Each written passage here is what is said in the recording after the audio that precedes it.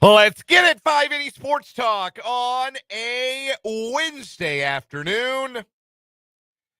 Hump Day in the capital city. We've got you for the next 2.5 hours here on the Sports Voice of Kansas, 580 WIBW, FM 104.9, online at 580WIBW.com, and in living color on our video stream. Our YouTube channel is 580 Sports Talk. Our Facebook page is WIBW News, and you can watch us live in both locations. Welcome into the program. We're so glad you're along for this edition of 580 Sports Talk. Dan Lucero, Brendan Dworzinski with you this afternoon. With you, as I mentioned, for 2.5 hours today. As for the third straight day, we'll break away at 5:30 and hand things off to the Royals Baseball Network in the Bronx for some more Royals baseball. I'm going to be honest with you, Dan. This is more of a dump day than a hump day. You and I both feeling it a little bit. I'm better than yesterday by far. You can tell because I'm here. Yes, we're glad to have you back. Glad you're feeling better. The whole sports crew has a strong case of the crud right now. Yes. And there's just a cloud of crud, I think, wafting about. Yeah. It is inescapable. I've got it. My wife's got it. You've got it. Yeah. It takes varying forms. It is definitely worse for those of us who have like children in daycare with developing immune systems. And, we're taking it on the chin. If we don't sound, if our voices sound a little off to you today, it is not just you. So I always am, a tiny bit sad when we're off early because that's less time we get to spend with you guys. But I'm going to be honest with you, pretty happy about an East Coast road trip today. Yeah. Feeling pretty good about that this afternoon. Yeah, and then the 2-hour shows we've got for you Thursday and Friday when we're off at 5 o'clock when the Royals head to Detroit. We need that right about now. We do. I haven't quite gotten to the jaded old guy sports talk host who openly celebrates being off early. There's a guy in Chicago who does that. Like, we're off 5 minutes early today. All right, I already got my bags packed. Charles Barkley does that literally every night and Inside the NBA. The late game will end at 11:57 Central Time. They'll throw it to Ernie Johnson, and Chuck goes, "We off at midnight, Ernie." Yeah, I'm out here at midnight, Ernie. I'm leaving at midnight. No, you ain't, Chuck. No, we are with you 2.5 hours today. Royals and Yankees, Game 3. Royals try to avoid the sweep at the hands of the Bronx Bombers with Chris Bubich on the mound tonight. Clark Schmidt making his 2025 debut on the bump for New York. Again, pregame coverage at 5:30, first pitch at 6:05. So in the next 2.5 hours, we are going to talk Royals baseball. The middle inning magic from last season. It was a real phenomenon. This year, it's more like middle inning tragic. We'll talk about why things have gone so wrong for the Royals in the middle innings. It was the 6th inning last night that doomed the Royals.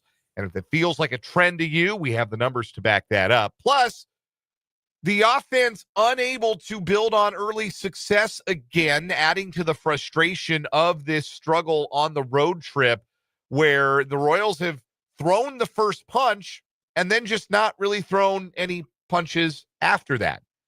Also, MJ Melendez homered last night. And I'm not going to pat myself on the back because, here comes MJ Melendez. But I am going to say that the way MJ Melendez hit his home run was, in fact, encouraging. And I'll explain what I mean. So we're going to talk some Royals baseball here on the program today. Also going to talk some Chiefs. Some interesting stuff on ESPN.com about the value of defensive tackles rising in the NFL. And you don't have to tell the Chiefs this. They're very aware. They, after all, are cutting checks to Chris Jones that measure over $30 million a year annually. They are also the team that lost Turk Wharton after the best season of his career to a substantial 3-year free agent deal this offseason. So given that, and given the fact that neither Chris Jones nor Turk Wharton were anywhere near first-round picks, is that an argument for the Chiefs to wait on help at that position? Or is it an argument for the Chiefs to try and get an elite player or at least a nailed-on starting caliber player at that position with their first-round pick? Some interesting quotes from an ESPN piece from Courtney Cronin that we're going to get into that a little bit later on. Also, Ben Solak of ESPN had a thought about that as well. We're going to get into that later on in the show. We're going to talk K-State with Tim Fitzgerald, bottom of the 4 o'clock hour. Fitz will join us for the Wildcat Wrap-up. Plenty to discuss regarding the basketball transfer portal for K-State and also the early portion of spring practice. It's so funny. There's not a uniform spring practice window in college football. KU's done.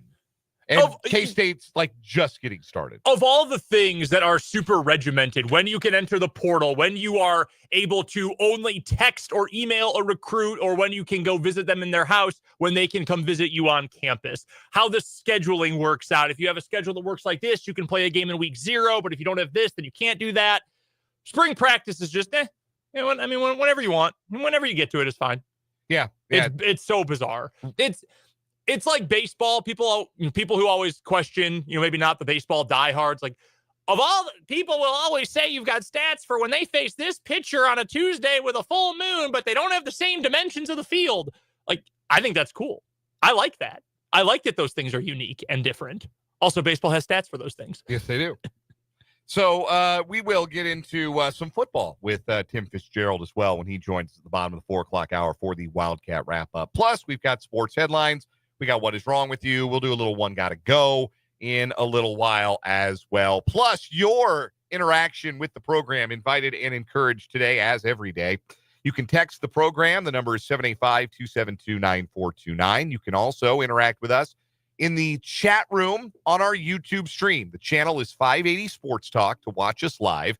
And there is a chat feature on the web browser and the mobile app for YouTube that allows you to interact with us and your fellow listeners throughout the show. So welcome into Christopher, Mark H., and Ryan, and everybody else who's going to jump in with us today on the YouTube stream.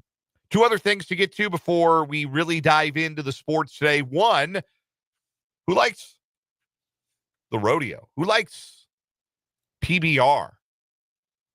Not Pabst Blue Ribbon. Oh. We're talking about professional bull riding. Notable. Big event coming to the T-Mobile Center. PBR Knockout Kansas City.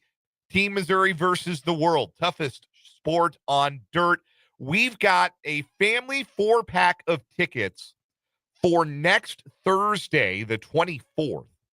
And we're going to give a 4-pack of tickets away today on the program. So be listening for your chance to win a family 4-pack of tickets to PBR Knockout Kansas City next Thursday. Also, be listening every hour for the keyword to enter at 580WIBW.com for the Choose Your Trip 2025 sweepstakes. The link on the page that says listen to win a trip to anywhere in the U.S. You click on that. It prompts you to enter a keyword. You enter the keyword there. You can enter the keyword each hour once. And you can enter as many keywords as you want, but only one works per hour. And the more you play, the better your chances of winning a trip that you can choose anywhere in the United States. This hour's keyword today is explore. E-X-P-L-O-R-E. Explore. As in, Matt Quattro should explore some different options in middle relief. Explore. E-X-P-L-O-R-E is the keyword you enter at 580WIBW.com. Who knows? Maybe you're the one who will win a trip to Tallahassee. See Florida State University. Sure. Here it's lovely there. You're talking about Tallahassee. Is there any other Tallahassees? Not that I know of. I was thinking of Florida. I couldn't tell you anything else about Tallahassee. Ted Bundy ended up there at one point. Yeah, he sure did. Yeah. That was a thing that he was happened. there to see the university. Yes, he was. I believe Florida's Tallahassee is the only one. Unlike Topeka, there are other Topekas. Yes, I think there's a Topeka, Indiana. I believe you are correct. I don't know if there's one in Illinois as well. I do know there's one in Indiana. I think there's one. Yeah, Illinois, Indiana, and Mississippi are the other ones. Wow. We've gone global. No, I wouldn't say global. Topeka was likely so named because the landscape reminded settlers of Topeka, Kansas. All right. Yeah, that's the entry for Topeka, Indiana. Yeah. That's kind of funny. There is one sentence on that town's Wikipedia page under education. Topeka has a public library, a branch of the LaGrange County Public Library. That's it. No schools. Yeah, no other knowledge bases. Just there's a library. I don't know where they send their kids to school there in LaGrange County, Indiana, up north, almost the Michigan border. I would guess that would be. Not, of course, to be confused with LaGrange, Illinois. Topeka, Illinois. No, the hometown of one Brendan Dworzinski. Well, pause. LaGrange Park. I'm from LaGrange Park. Thank you. We don't talk about LaGrange. Sorry, that's my bad. That's a bad job by me. Hey, Brendan, what's the difference? Not much. Not really any appreciable difference. 4 letters. Yeah. A space, the space bar in 4 letters. That's the difference. Yep. Choose your trip anywhere in the United States. Go get entered this hour. Again, your keyword is explore. If you win the trip and you want to go to LaGrange Park, Illinois, let us know. I will take days off of work to show you around my hometown. I say days, it'll take like 3 hours. There you go. That's my promise to you. Added bonus. If you win and you select one of our hometowns, because I'll make the same offer about Centennial, Colorado. All right. Yeah. I will go with you. We're getting signal from our agriculture studios as well. Our pal Spencer Dupuis agrees. He's in as well. He's in too. Yeah. So Virginia, Illinois, Colorado, you're covered. If that's where you want to go, if you win the Choose Your Trip sweepstakes. Let's get into some baseball, shall we? We put off talking about the Royals long enough, even though they're not particularly pleasant to talk about.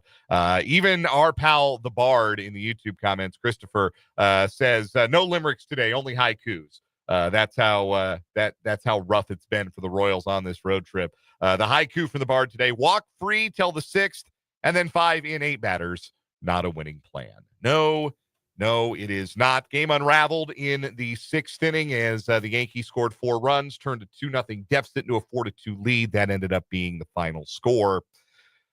Frankly, the Royals were pretty fortunate to have made it into the 6th with that lead. Michael Wacha was kind of tightrope walking all night until the 6th. There was some hard contact that didn't amount to much. Hunter Renfroe put together his Gold Glove reel last night.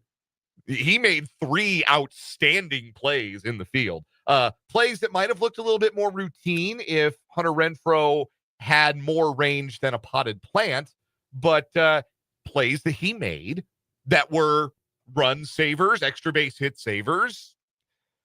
Give him credit where credit is due. But the Royals were tightrope walking, and it's really hard to win games when you only score 2 runs, and it proved to be beyond the Royals' capacity last night after Angel Zerpa came in relief of Michael Wacha and walked Austin Wells with the bases loaded and 2 outs on 4 pitches. You cannot come out of the bullpen and not throw a strike one of your first 4 pitches. That's why managers have gray hair, because stuff like that happens. And then the next batter, Jason Dominguez, who looks distressingly like internet personality, the kid Miro. Looks like a younger Miro. It's incredible. He beat Zerpa. I didn't think Zerpa made a bad pitch. 96 on the hands. Maybe you wanted a little more up, but Dominguez beat him to the spot and pulled it down the left field line for a 3-run double that ended up being the decisive blow in the game. And what was frustrating about that for the Royals is they jumped out ahead early, which is something they made a bit of a habit of doing on this road trip.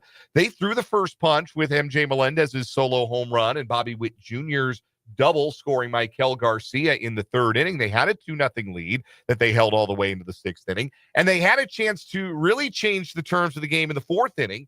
Salvador Perez leads off with a double. Michael Massey, productive out, hits the ball the right side, moves him to 3rd with 1 out. Hunter Renfroe's up, put it in play. It's a run. Yep.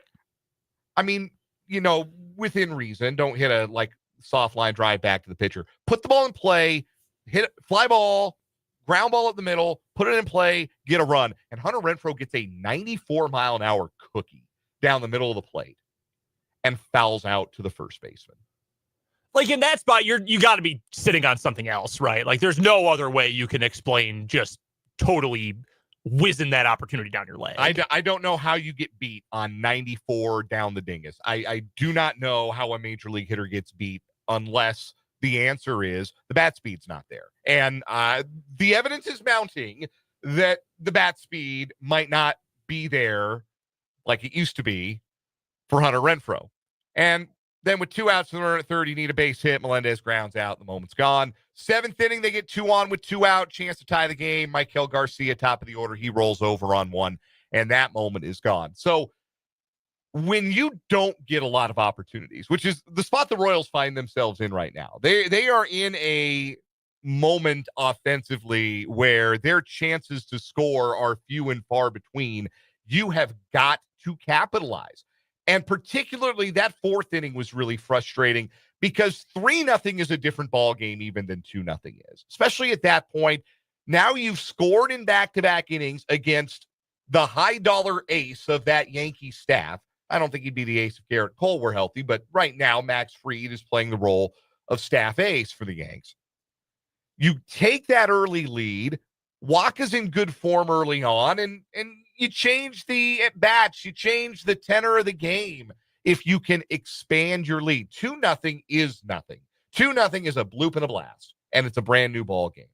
3-0, 4-0, push that lead out a little bit in the early stages, and you've got a chance to write a very different story of that baseball game, and the Royals keep not doing that. They're just not piling good at-bats on top of good at-bats. They're not getting to starting pitchers the second and third time through the order in effective fashion, which is something that we'll speak to here again in just a little bit. And then Angel Zerpa gets beat in the 6th inning because he comes out of the bullpen and just doesn't throw any strikes. And, man, in that moment, you cannot come out of the bullpen and unable to find the plate. You're out there to go get a lefty. And look, we can debate whether or not that should have been Zerpa or if that should have been Daniel Lynch's spot, if he should have not pitched in what was still a winnable ball game last night and been held back for a moment like that instead.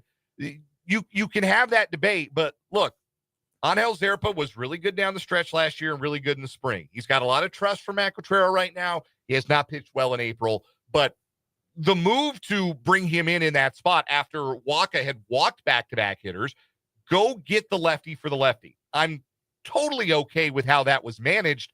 To a point, the players got to make plays. You got to execute pitches. And Angel Zerpa couldn't execute a pitch to Wells, and then he got beat by Dominguez. And sometimes there's an element to it where you got to tip your cap, and you tip your cap on that one a little bit. Also, Jason Dominguez is nobody. That's he's not one of the top 25 prospects in baseball coming up this year. Yeah, he's I've got a couple buddies who are Yankees fans who begged all last season for Dominguez to get called up, and this year the hype over 9,000. I mean, they're extremely excited about the guy.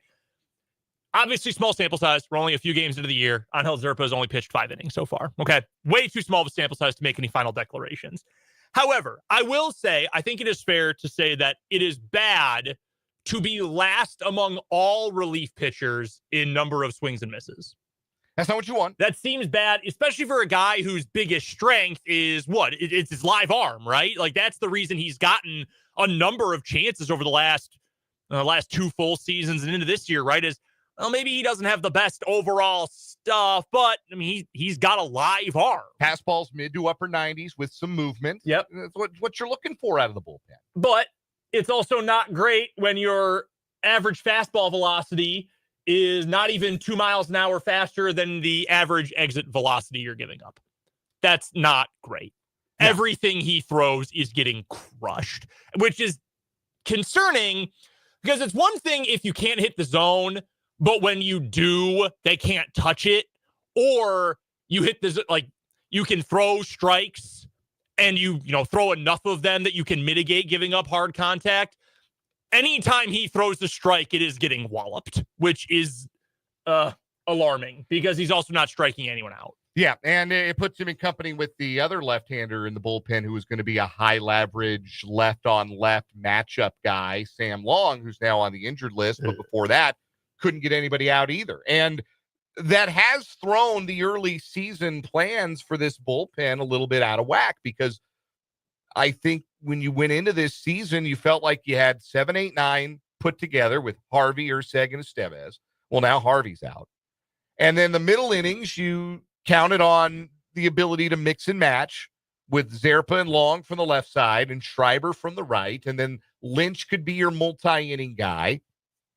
Well, Zerpa and Long haven't been very reliable. I did like what I saw from Evan Sisk in his major league debut in the 8th. He struck out the side, little bit of funk in his delivery that can make him a tough left-on-left matchup. I certainly don't want to see him against any right-handers in high leverage real fast. I'm not in a hurry to see that, but maybe that's a left-on-left option in the middle innings if Zerpa continues to struggle, and depending on how long Sam Long remains on the injured list. But it has been an inauspicious beginning to the season for Angel Zerpa. It's also, of course, been an inauspicious beginning for MJ Melendez.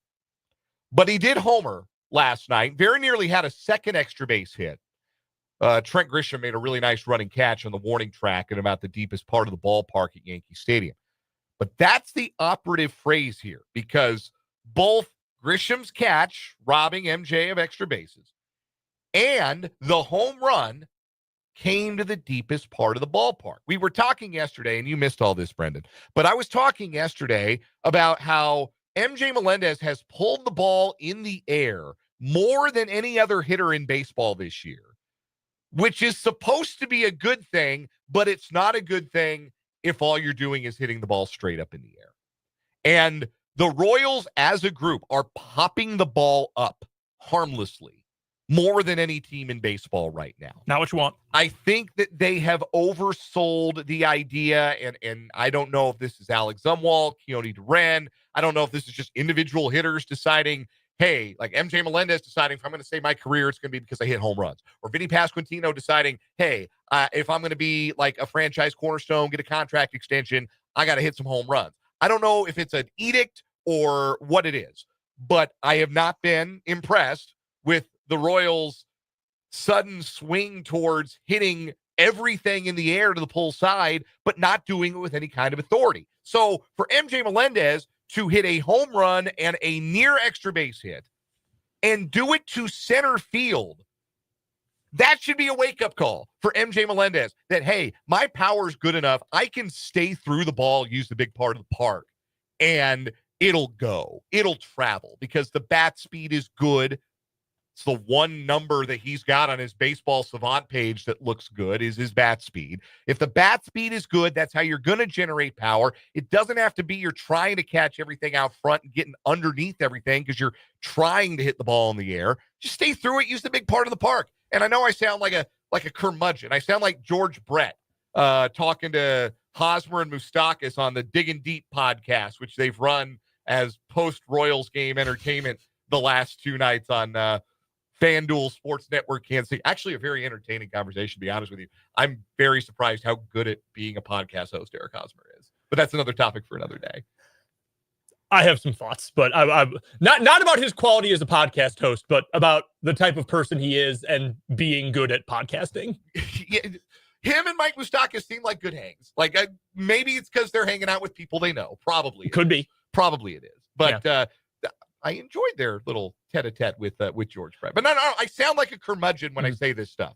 And I am a big believer that analytics and data are generally good things. But I think you can oversaturate a little bit. I think Royals hitters have been a little oversaturated with this stuff. They need to get back to some basics and just trying to make quality contact and not worrying about where that quality contact necessarily ends up. And should add too, because I understand as much as anybody the discontent with MJ Melendez, trust me. But, when you say hit a home run and almost had an extra base hit, I can feel some folks rolling their eyes because I have done that many times with him. But I mean, he hit the ball, 108.5 miles an hour off the bat on that line out. It expected batting average, if you're into the advanced numbers, 690. Like far more often than not, a ball like gets hit like that is going to end up with extra base. And we're dying for that, not just from MJ, but from anybody. That's good process. Good process. Hard contact on a line using the big part of the ballpark. That's what I'm looking for. And you're just not getting that often enough from the bottom fifth or the bottom five guys in the batting order right now. The bottom seven beyond Bobby Witt Jr., you're not getting it enough. Can I interest you in a fun little Hunter Renfroe stat from yesterday? Spoiler, it's not fun. Go ahead. He had the third fastest bat speed of anybody in the game on his pop out. to Max Fried. Oh, he did. So he was truly going up like, I am going to swing as hard as I can, whatever is coming to me. And he popped it out. He only put 2 balls in play all game. The other one, he had the slowest bat speed of the entire game. In fact, it didn't register. It did not register with StatCast. Huh. That's how slow it was. Wow. Yeah. So that's what you got with Hunter Renfroe. He's either just going to swing as hard as he can, regardless of what he's facing, or he's going to look like an oaf swinging a tree trunk. Fun with numbers. He looked like a Gold Glover last night, though. He had that going That's for him, something. which is nice. We're going to take a quick break here on 580 Sports Talk. When we come back, the Royals are losing games in the middle innings, and it is such a stark contrast to what made them good, or at least part of what made them good last season. We'll dive into the numbers. We got one guy to go coming up. Tim Fitzgerald's going to join us. We're talking Chiefs draft in the 4 o'clock hour. Still so much more to come. We're with you till 5:30 today. Thanks for being along. 580 Sports Talk.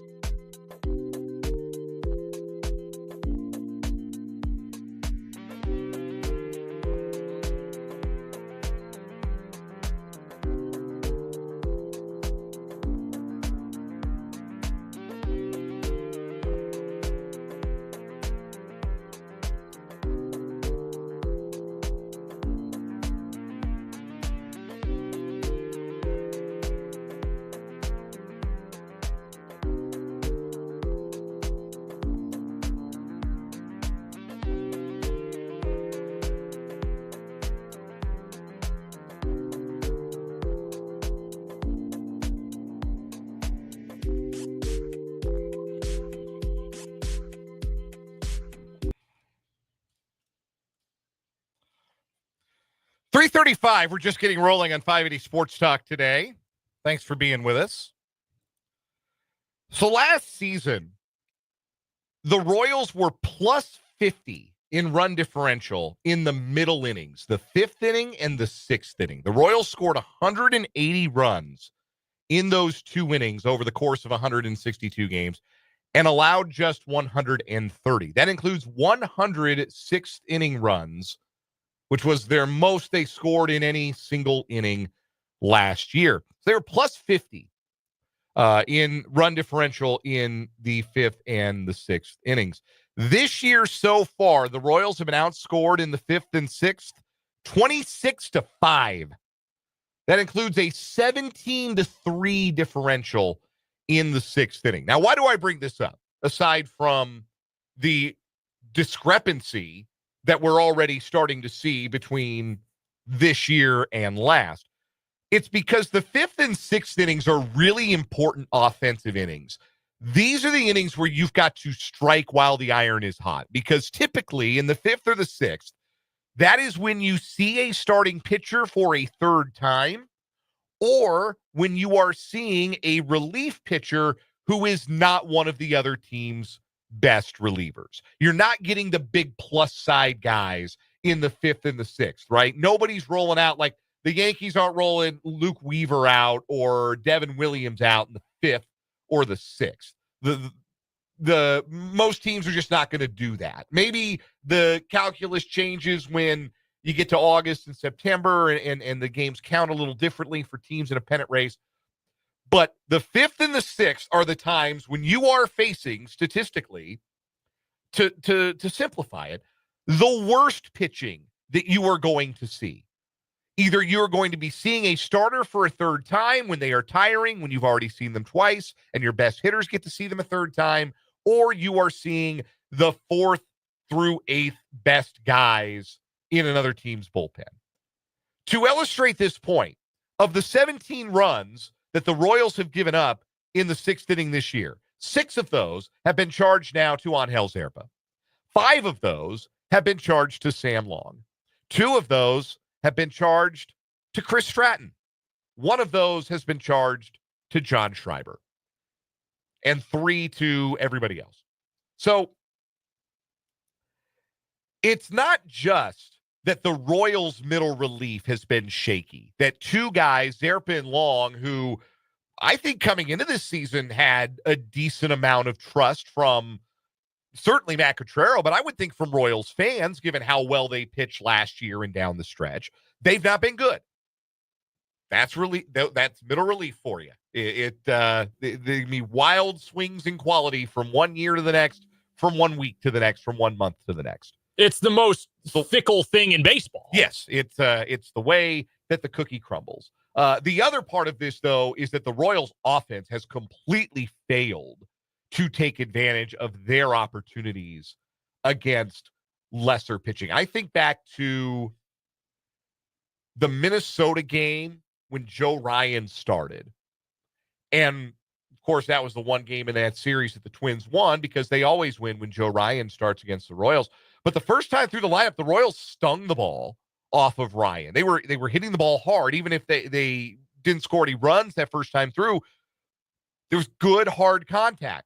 And again, I don't want to say that the Royals are the only team with any agency here. Sometimes pitchers adjust. Max Fried is going to be tougher to hit the third time through the order than, the 5th guy in a worse team's rotation. And that's all true. But you have to take advantage of the opportunities you get to face lesser pitching.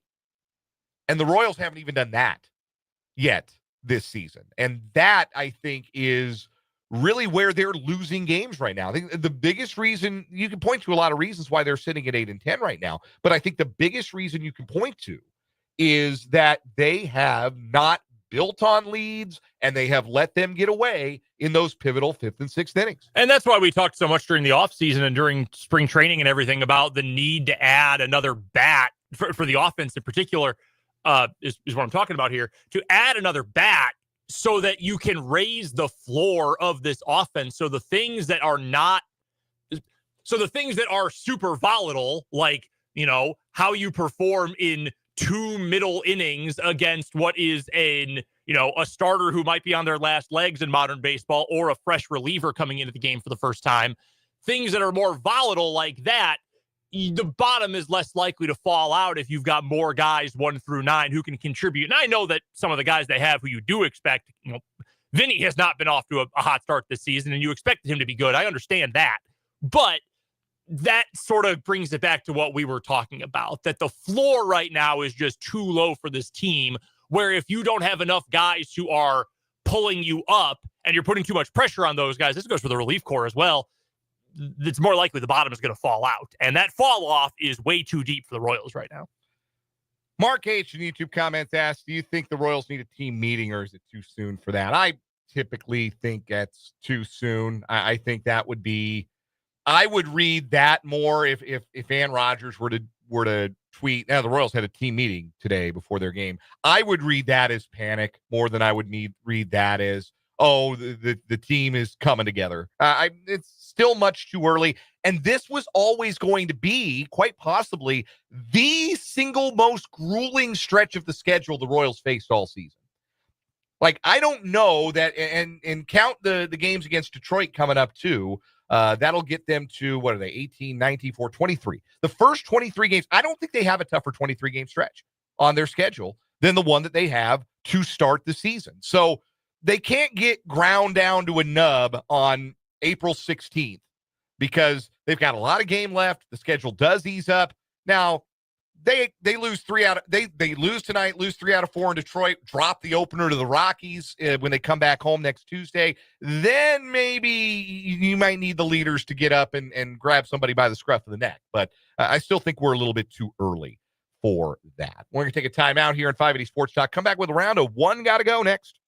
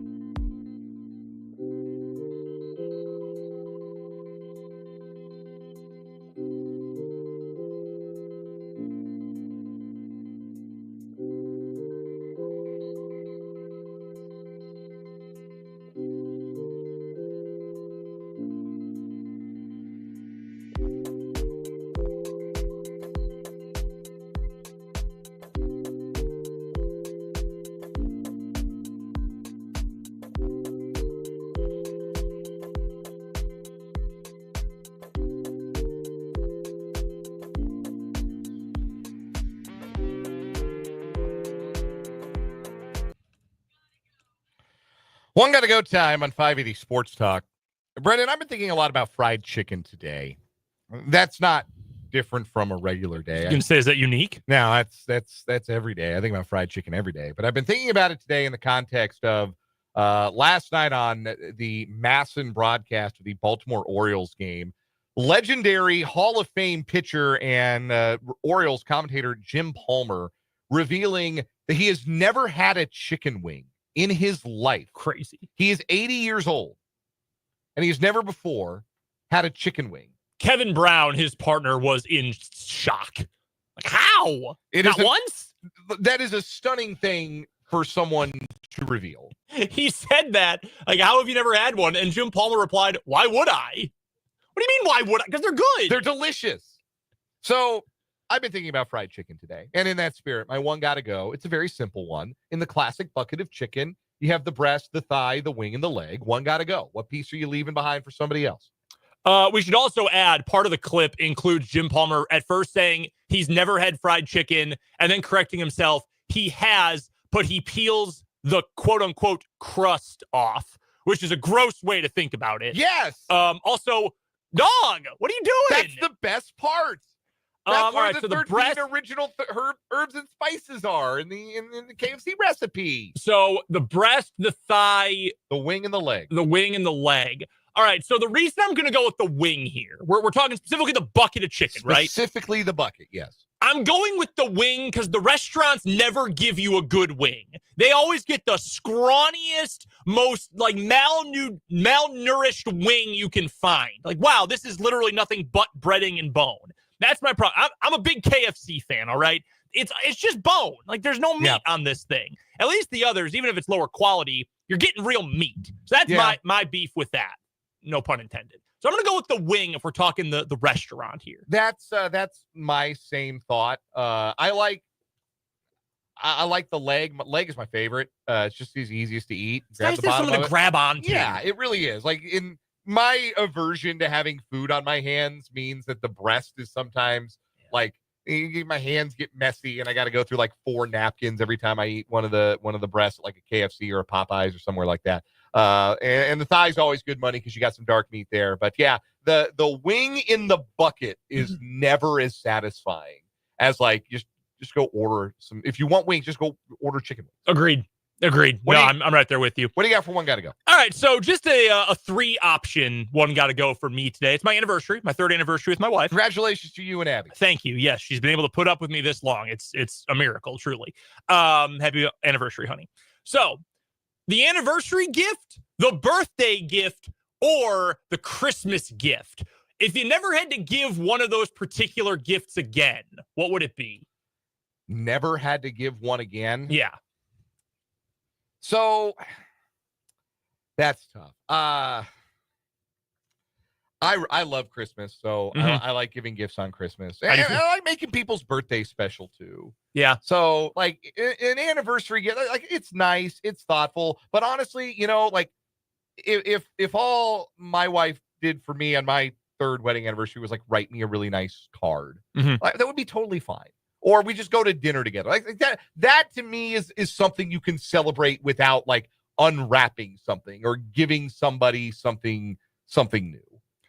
I totally understand that. And that I actually used pretty much the same logic for going with the birthday. For the record, I don't think my wife's listening right now. I love celebrating my wife's birthday. It's like 3 weeks after mine. They're back to back. It's great. I love doing stuff for her, whatever. But I feel like I can do more stuff on a birthday to make it like about her without doing specifically, here, I wrapped you 6 gifts. Like Christmas can be the holiday for that. The anniversary, that's like such an intimate, personal thing for us. Birthday, I can do other things for that. Also, her birthday's in late September. Like Christmas isn't that far. Yeah, I have a hard time sometimes thinking of gifts or remembering to write them down over the first 8.5 months of the year. So sometimes it's a little hard for me to come up with enough at the very end of the year. So my wife's birthday is 10 days after our wedding anniversary. Oh. So sometimes there's a combination of the two there, which is also plays into the answer there. See, our kid was born in early December. Right. We sort of estimated she's just before the cutoff of, Christmas is about to happen. You'll just get all your gifts on Christmas. She is 19 days from Christmas. That's long enough. we can celebrate her twice. But if her birthday was like the 19th, yeah, honey, Christmas is about to come up. Yeah, sorry. Do 6 crazy nights. Yeah, right. We love you, honey, but you know who else we love? Jesus Christ. And his birthday's coming up too. We're gonna take a time out. When we come back, spaghetti at a ball game. We saw it last night. We'll talk about it next as we wrap up this 3 o'clock hour. 580 Sports Talk.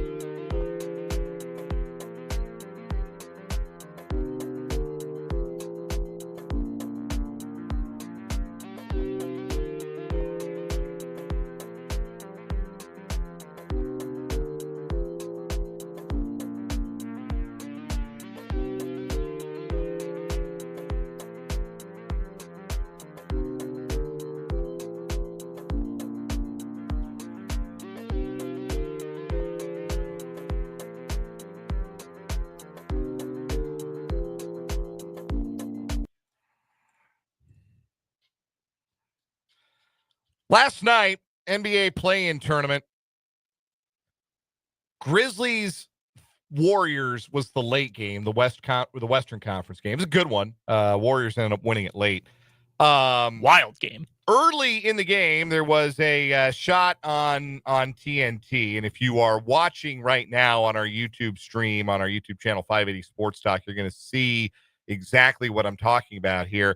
There was a gentleman in the front row pictured behind the interim coach of the Grizzlies, and he was housing a plate of spaghetti. Just going to town on a piping warm, square styrofoam plate of sketty at a ball game. Yep. And I could sit here for 100 years, and I don't think I could come up with a funnier thing to be caught eating in the stands at a sporting event. Really any pasta dish, but spaghetti in particular just tickles me. Hey, what can I get you? Get me a beer and some mastacholi. Thanks.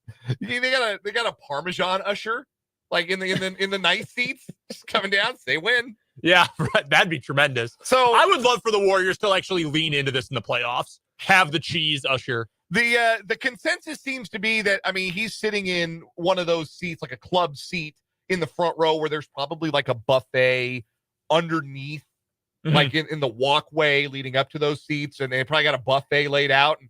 You probably order without having to leave your seat, if I had to guess. You just go and serve. You got tongs. It's, Yeah. you know, it's a private meal. And the guy's like, well, I'm not done eating, but the game's about to tip. Let me just top off my spaghetti and head on out, watch the ball game, and eat my spaghetti in peace.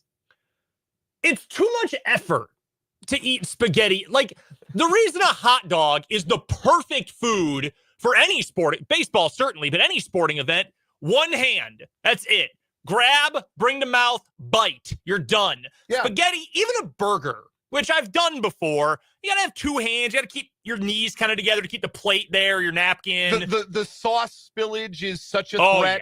Yeah. You drop a noodle. It is. It's not like it's not a cool food to be seen eating in public. Like, I don't know. Here's the thing, though. You know what's also not cool to be seen doing in public anymore? Being one of the rich people on the floor for a Warriors game. Because every single one of them looks like they just got off of a meeting where they were like buying out some local mom and pop business. Every single one of them lives in a house that costs like $12 million now that 15 years ago cost like $500,000. None of them wear the in-arena shirt. And I said, Brendan, who cares?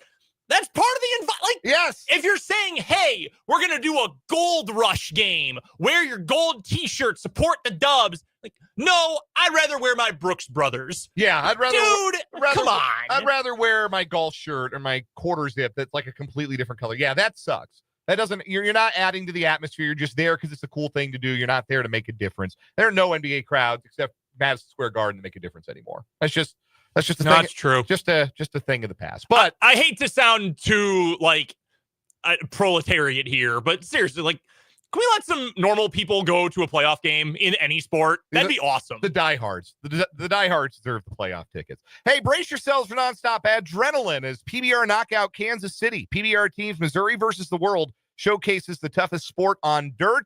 Feel the energy as elite riders take on the rankest bulls in the world, battling for supremacy. We've got a family 4-pack of tickets for PBR Knockout Kansas City at the T-Mobile Center on April 24th. It's going to caller number 3 to 785-272-9429, 785-272-9429. Come on back with us for the 4 o'clock hour, 580 Sports Talk.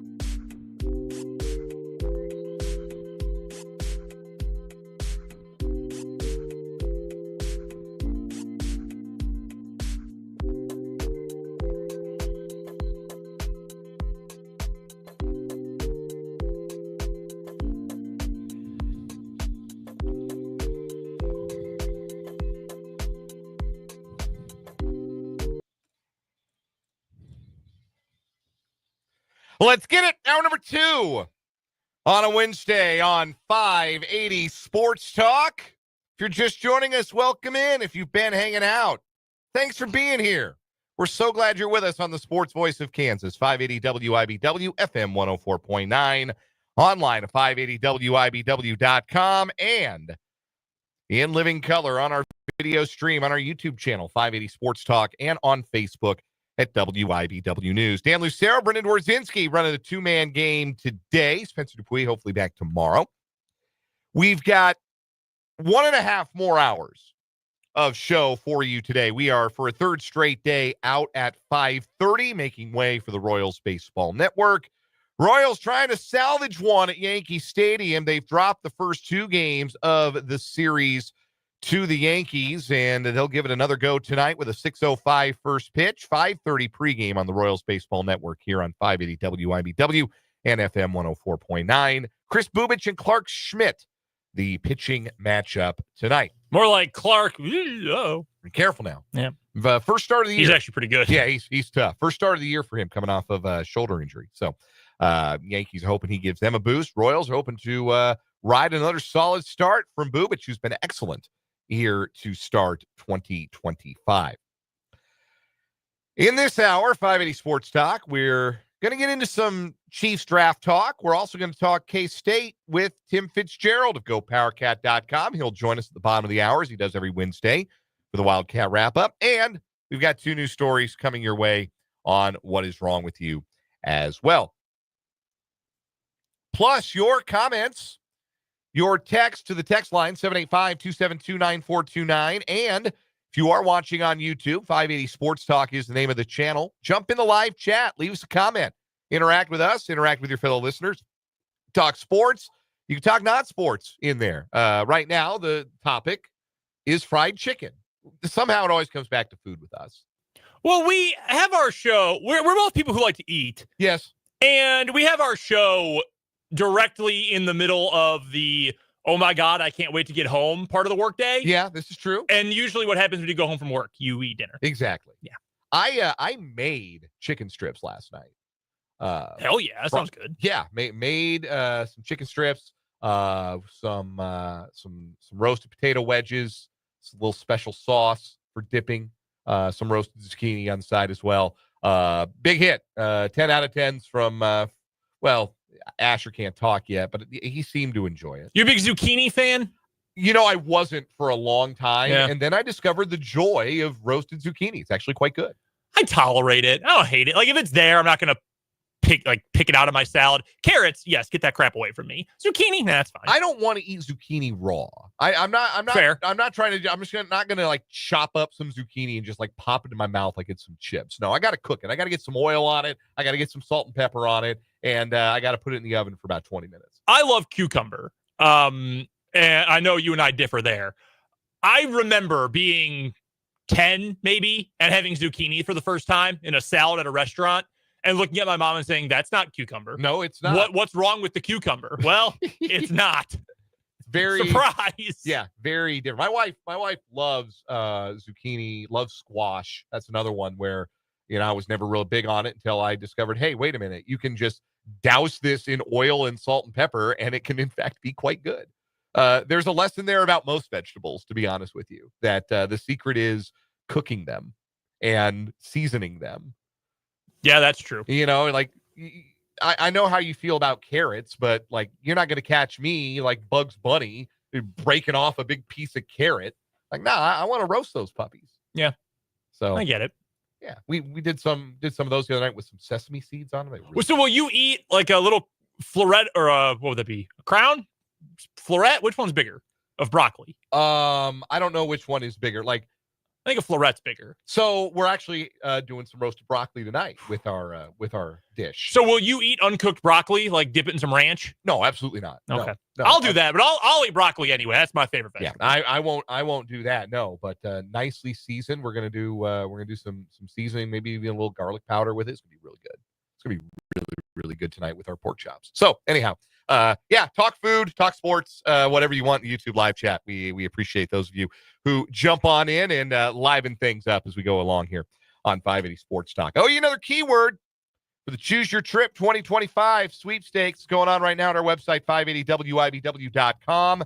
You can go anywhere you want in the United States. Just go to 580wibw.com. Click on the link that says listen to win a trip anywhere in the U.S. And this hour, the keyword you're going to want to enter is beach. B-E-A-C-H. Beach. Perfect word if you want to go to Galveston. As in, my job is just beach. Beach. B-E-A-C-H. That's your keyword this hour. Go to 580wibw.com. Enter the keyword where you are prompted after clicking on that link to listen to win a trip to anywhere in the U.S. and get yourself registered. This keyword only works this hour, 4 to 5 o'clock, on our website, 580wibw.com. We have a text from the 785 suggesting that you dip broccoli in peanut butter. I will not be doing that, but I have heard of it before. I do not. I like peanut butter a lot. I had peanut butter on toast for lunch today. It's hard for me to eat a whole lot more than that today, but I had peanut butter on toast. I like it quite a bit. I had a peanut butter sandwich for a snack the other night. Like it a lot. Don't like it on veggies. Not like, the ants on a log. No, I'm good.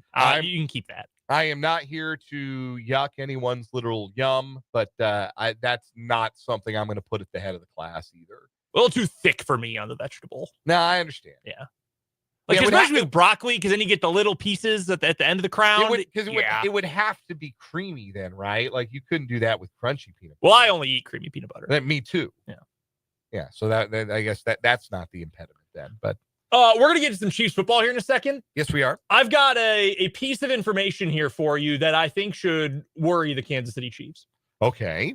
So let me find the information here. This is from Reddit user RomoFan88. Oh, sure. Very reputable source. Do you know what is coming up this weekend, Saturday and Sunday night? This weekend? This weekend. Start of the NBA playoffs? Later than it's ever been. In fact, no, not the start of the NBA playoffs. It's WrestleMania. Oh. The showcase of the Immortals. Since COVID, every WrestleMania has been held at an NFL stadium, and every team that plays in that corresponding stadium has made the playoffs the following season. WrestleMania 37, they did it at Raymond James in Tampa. Buccaneers made it to the postseason. 38 was at AT&T Stadium. Cowboys won 12-5, made it to the postseason. Okay. 39, SoFi, Rams made it to the playoffs. Last year, Lincoln Financial Field in Philly, Eagles obviously won the Super Bowl. This year, Allegiant Stadium, Vegas. Trends were made to be broken. That's all I have to say about that one. They're more serious now than they've been for a long time. They are. If it happens again, then there's something to it. Then every NFL owner needs to put in a bid to host the Graps. Now, I will say this. How funny would it be if the Raiders jumped the Broncos and made it to the playoffs this year and not Denver? Oh, that'd be hysterical. Be very funny. That'd be very, very funny. And it'd jump the Chargers, too. Yes. I find that a little less funny because I actually like Jim Harbaugh. But, sorry, guys. It'd be very funny if they jumped the Broncos, though. Yeah. I would find that hilarious, personally. I'm rooting for it. Jump both. I'm here for it. Anyhow, did want to talk about this in regards to the Kansas City Chiefs. We are a week and a day away now from the NFL draft. And I thought Courtney Cronin had a really interesting article at ESPN.com. The headline asks the question, will defensive tackle be a top position in the 2025 NFL draft? And usually, what's the rule? Is it Bettridge's law, or what's the rule where if the headline asks the question, the answer is usually no? Feels like that would apply here, given the way she's wording it. But I think there's a compelling argument that it ought to be a top position. It is Bettridge's law, by the way. Thank you. I'm glad I remembered that correctly. Bettridge's law. You can use that one. Next time you see a headline and the headline asks a question, just assume the answer is no. More often than not, you're going to be right. But it's an interesting article because obviously right now, and this is not brand new, but right now it is very in vogue to have as many players who can rush the passer as possible. And that's not just having a whole bunch of guys who can do it off the edge. You want to have guys who can do it up the middle. There's all kinds of quotes. Bears general manager Ryan Poles, Elliot Wolf, who's the executive VP of player personnel of the Patriots. D'Amico Ryans is quoted in this article. It is a position where pass rushing production is more valuable than it has ever been. Look at the contract that Turk Wharton got this offseason. He had 6.5 sacks last year, new career high. That got him $45 million over 3 years from the Panthers. It was made him the third highest paid defensive tackle in this cycle of free agency, behind Milton Williams, who was one of the stars of the Super Bowl for the Eagles, and Jonathan Allen, who got $17 million a year from the Vikings. The highest paid defensive tackle in the league is, of course, Chris Jones of the Chiefs, and his stock in trade is rushing the passer. This is an interesting stat from this article. Players lined up along the interior defensive line last season recorded the most combined total sacks and pressures for the position in a season since tracking began in 2017. Those players accounted for a full third of the league's sacks last year. And that is a number that has been steadily trending up from around 31% to now a full third. 33.3% of sacks are coming from interior defensive linemen.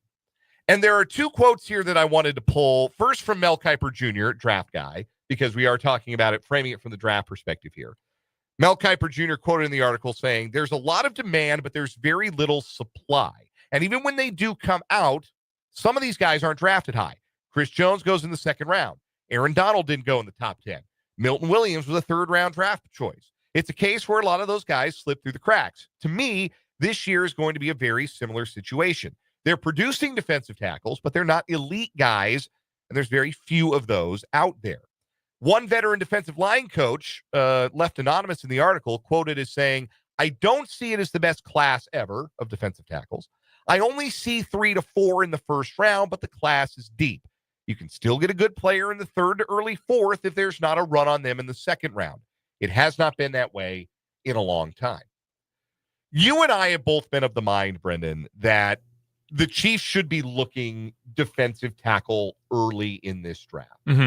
I have not wavered that I think they need to do it at 31. I think they need to find a starter next to Chris Jones, because I don't think Jerry Tillery is that guy. No. And Mike Pennell is strictly rotational at this point in his career anyway. Yep. They need a tag team partner for Chris Jones. They need a new member of Sack Nation in there. That's why I really like Walter Nolan, because I think he might be the best pass rusher of the group. But given that there aren't elite defensive tackles likely to be available at 31, and given the fact, at least the ones with the elite measurables, the ones with the elite projection, and given the fact that players drafted later on in the draft at that position, including Chris Jones himself, have emerged as elite players, is this a position that the Chiefs can afford to wait on and trust their scouting and development, and maybe develop a day 2 or an early day 3 pick at the position into being that tag team partner that Chris Jones needs? I think it's a great question. I'm a little bit higher on this group than obviously the NFL folks are. And if you're looking for someone to side with, you should probably side with them. But that being said, like Mason Graham is going to be the first defensive lineman off the board. And I've listened to enough podcasts or read enough blogs or mock drafts or whatever that essentially say, look, Mason Graham would be a first-round pick in any draft.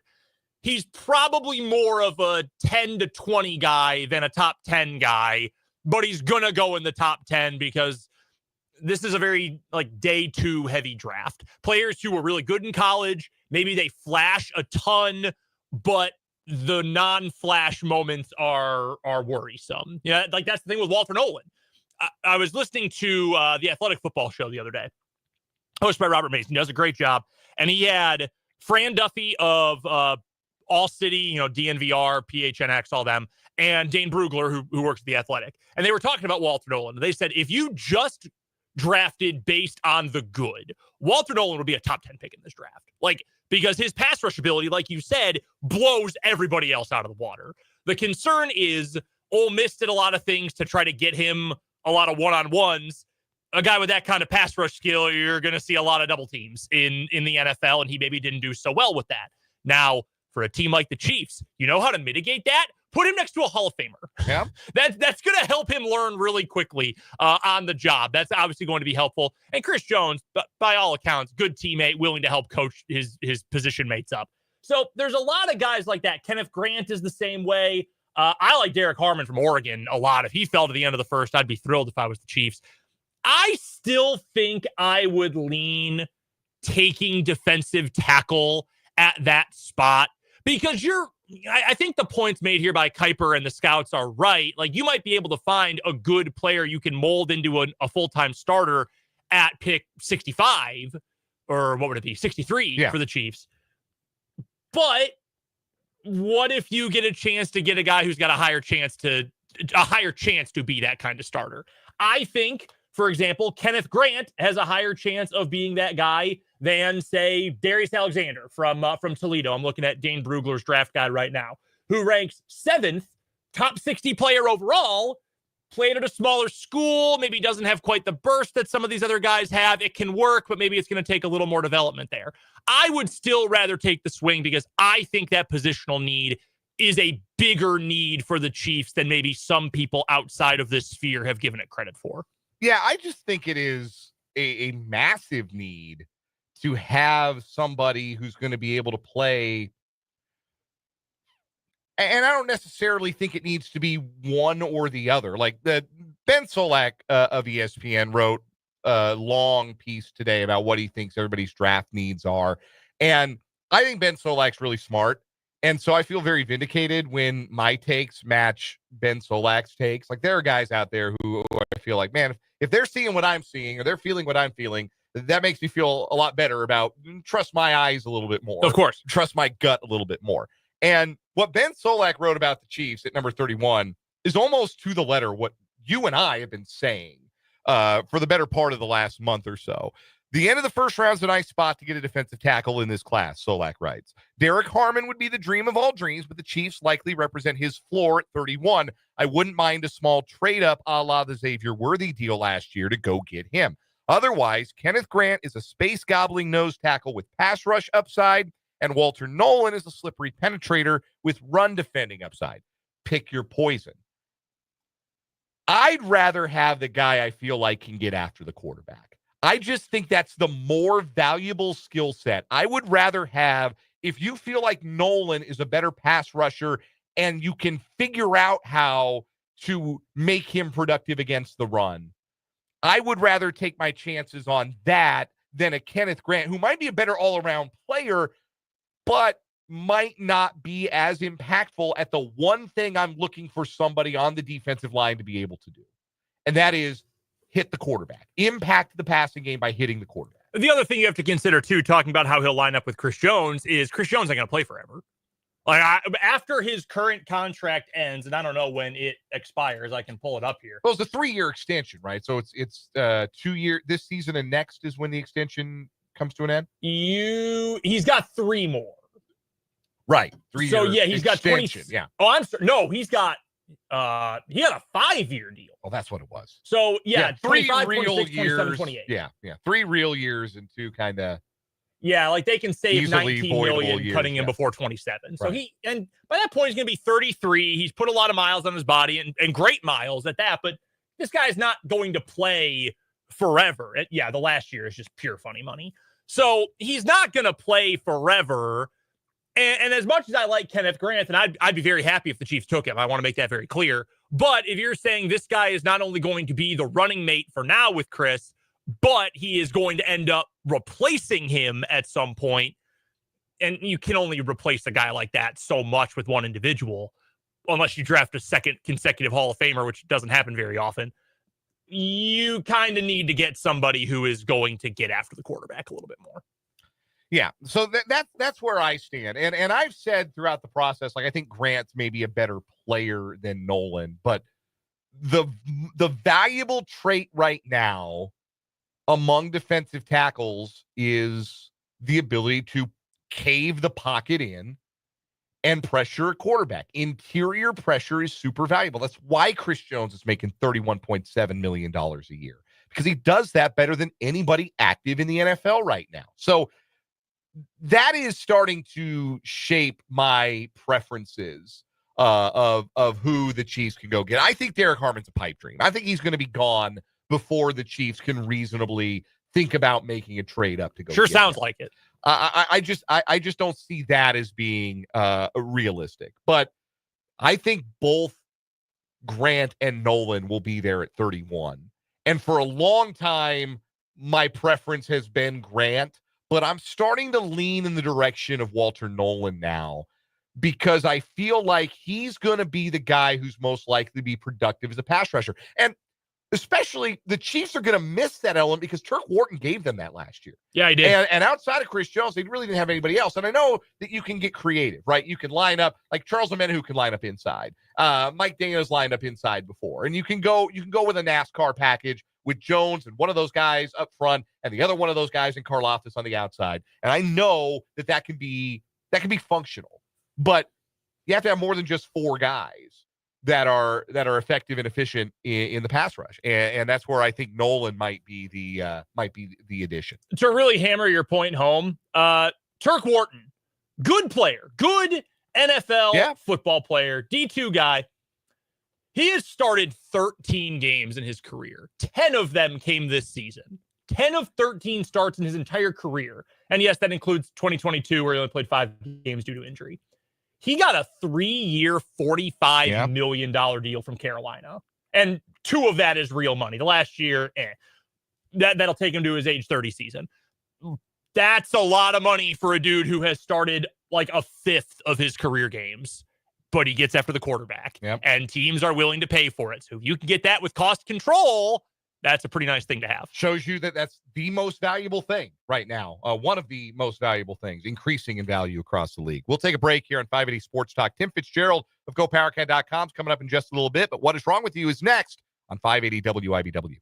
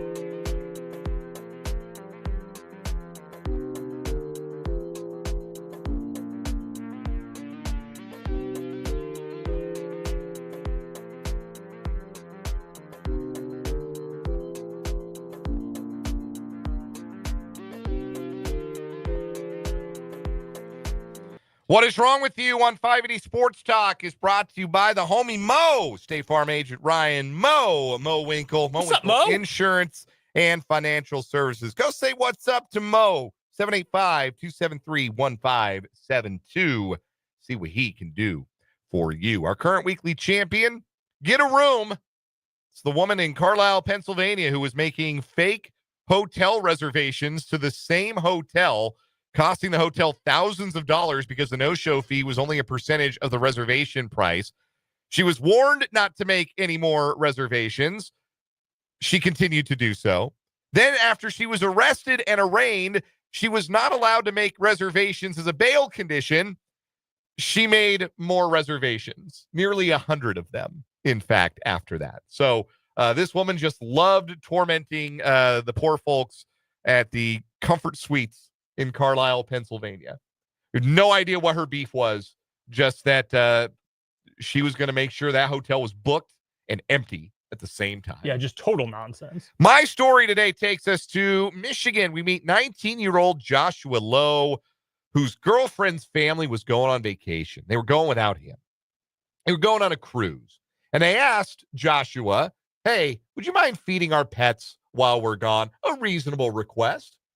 I certainly would have, when I was in the dating stage with my now wife, if her family had gone on a vacation and said, hey, do you mind feeding the cats? Sure, I can do that for you. Absolutely. Joshua had a different response. He called it a bomb threat to the cruise ship. Oh. That forced Carnival Corporation to check more than 1,000 rooms after the ship had departed Miami back in January of 2024. Lowe has now been sentenced to 8 months in prison for making a false bomb threat. Lowe admitted he sent the message because he was upset that the family went on the cruise while leaving him behind to care for their pets. What makes you think you're entitled to go on her family vacation? Right? Yeah, you're still in the dating stage. You're still your boyfriend. You're not let me tell you. yet. Let me tell you something, buddy. Let me tell you something, boyfriend. You give her a ring yet? You're not entitled to that if the answer is no. You want to go on the family trip? Are you family yet? Doesn't sound like it. Yeah, that's rough. Just asking you to do them a solid. Go feed Fido and Fluffy, man.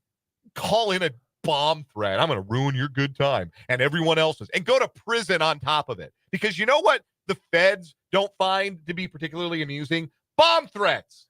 If you really wanted to leave a, something behind to stick it to them, let their lawn get wild and overgrown.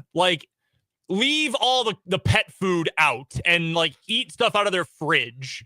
They're going to be mad, but you're not going to go to prison over it. As Trevor puts it in the YouTube comments, that is an insane course of action. It really and truly is. Yes. All right. What's your story today? All right. So our current winner for the week is from Pennsylvania. So is my story. We go back to yesterday where a school nutrition administrator has been arrested for committing an unappetizing act inside the beer cave at a Pennsylvania convenience store. An employee at a Royal Farms location in Hanover, Pennsylvania, called police to report that an unknown woman had come in the previous day and defecated in the beer cave. What? As described in an affidavit, the beer cave is a walk-in cooler open to the public to select cooled beverages. I assume you've been in one or two in your day. Yeah, I'm familiar with the beer cave, yes. All the doors into the beer cave and cooled areas are clear glass, so you can see everything going on inside said beer cave. A police review of security footage showed the suspect pushing a case of alcoholic beverages back on the shelf, pulling her pants down, and defecating on the shelves before leaving. Cameras recorded the woman arriving at the Royal Farms in an SUV. The vehicle's registered owner is 47-year-old Crystal Goss, as the individual driving the car when the offense occurred. A driver's license photo matched the subject depicted on the surveillance footage. She was arrested on several crimes, including open lewdness, criminal mischief, and disorderly conduct that created a hazardous and physically offensive condition. I love that charge. That's awesome. According to the complaint, which does not indicate why she decided to poop in the beer cave, they had to throw out $80 worth of merchandise. Yeah, a couple of 30 racks of Modelo. See, I disagree with that part. I'm throwing out everything.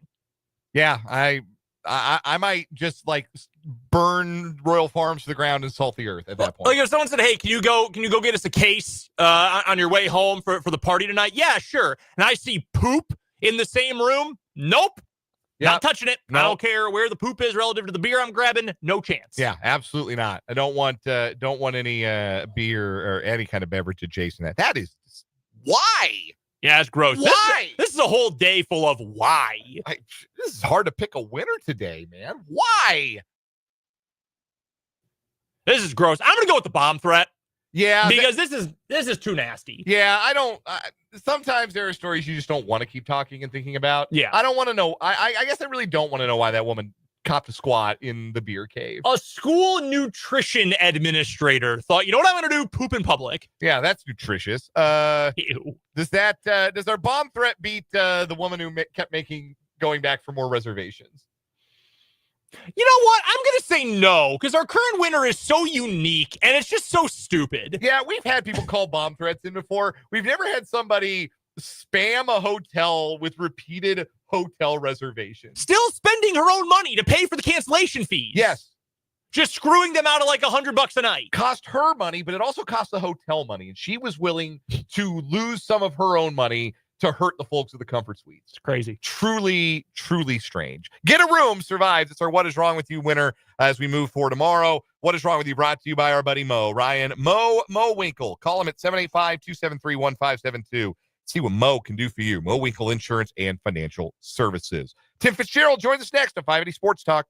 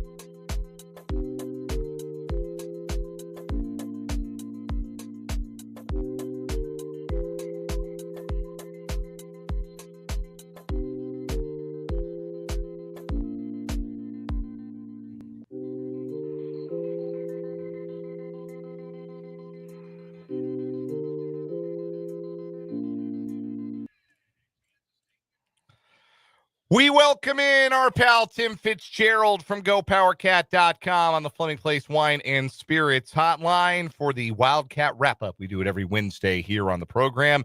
Fitz and the crew cover the cats at GoPowerCat.com, part of the 24/7 Sports Network. Subscribe and become a VIP member to get all of the latest cat insights.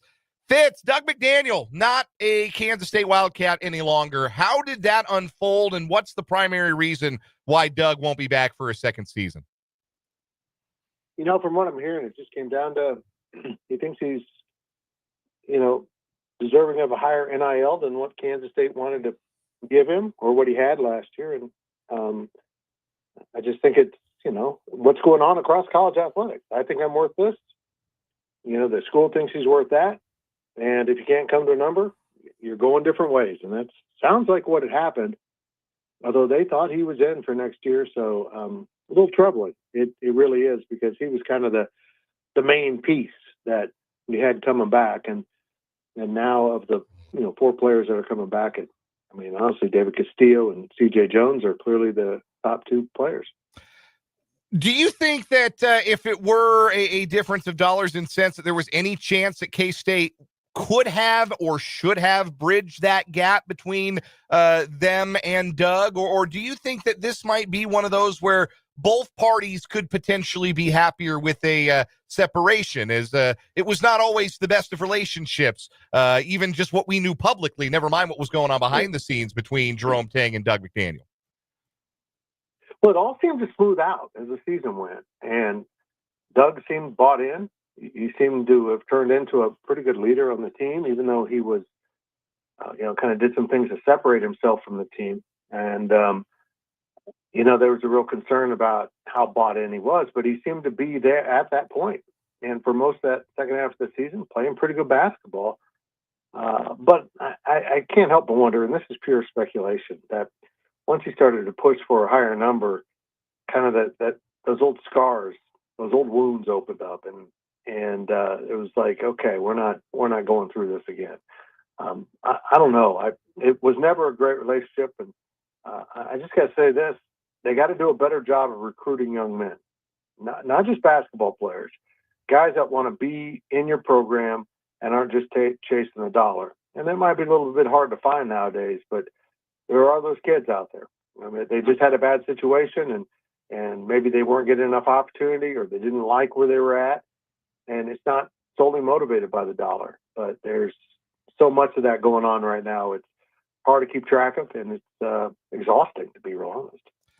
Fitz, it was a busy 24 hours of outgoing Wildcats with Baye Fall and Ugo and Yenso also leaving the program on the same day, essentially, that Doug McDaniel did. But the Cats did score a portal addition, Kamari McGriff, out of UNC Wilmington, committing to the program. And I don't know about you, Fitz, but I watched the highlights. It was really hard not to compare him to David Gasson in terms of where he gets his offense, kind of his frame, and kind of the energy that he played with. Is that sort of the vision for a player like McGriff coming in? Yeah, I've said this before, but I think fans make the mistake of thinking everyone coming through the portal is going to be a star. And maybe David Gasson became that.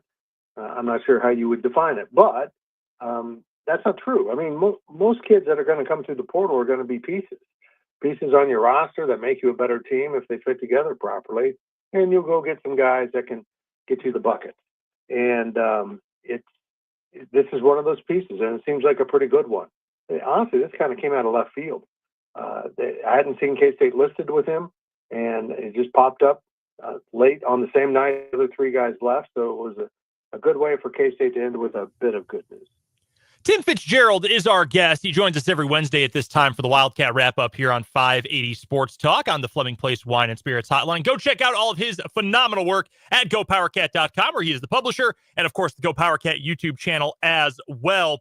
How about the overseas recruiting, Fitz? I know your guys have been all over that over at Wabash Station. K-State may be looking for some alternative routes to find some talent for next year. How is that going for Jerome Tang, 1? And 2, how long has this program been looking at broadening their horizons to find some contributors? I think this is new. I do. Coach Winchester, who's gone out on the road now as a recruiter with the departure of Coach Maligi. Look, they got to find players. And if you can find people overseas that can get you the buckets and get you the points you need, then you're going to do it. They've been in Germany quite a bit, looking around, and it's just a different world. We're talking about one guy has to get his contract bought out by Kansas State. Now that's a layer, of complexity that we don't normally see. And The other one's a really young guy that is getting a lot of attention. K-State was in on him early and hard, and we'll see if that pays off. But I think his season just wrapped yesterday.